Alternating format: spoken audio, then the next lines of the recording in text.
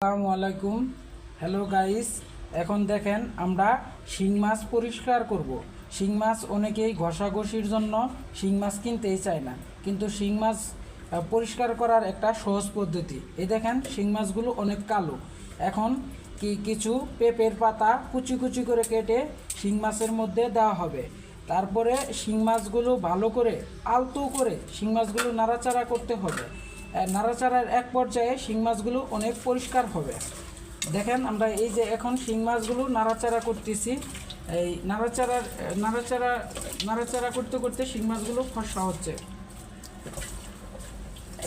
এখন দেখেন শিং মাছগুলো নাড়াচাড়া করতে করতে এরকম ফর্সা এরকম ফর্সা দবদবা হয়ে যাবে।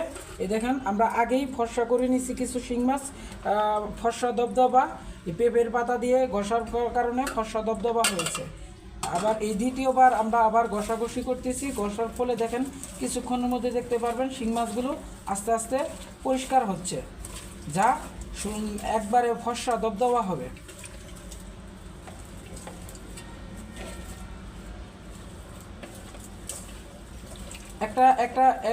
দুইটা শিং মাছ তুলে দেখানো হচ্ছে আপনাদের।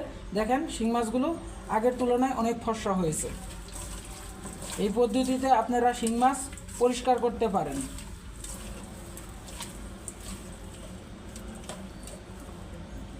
আমাদের ভিডিও যদি ভালো লাগে তাহলে এই চ্যানেলটা সাবস্ক্রাইব করবেন এবং লাইক করবেন।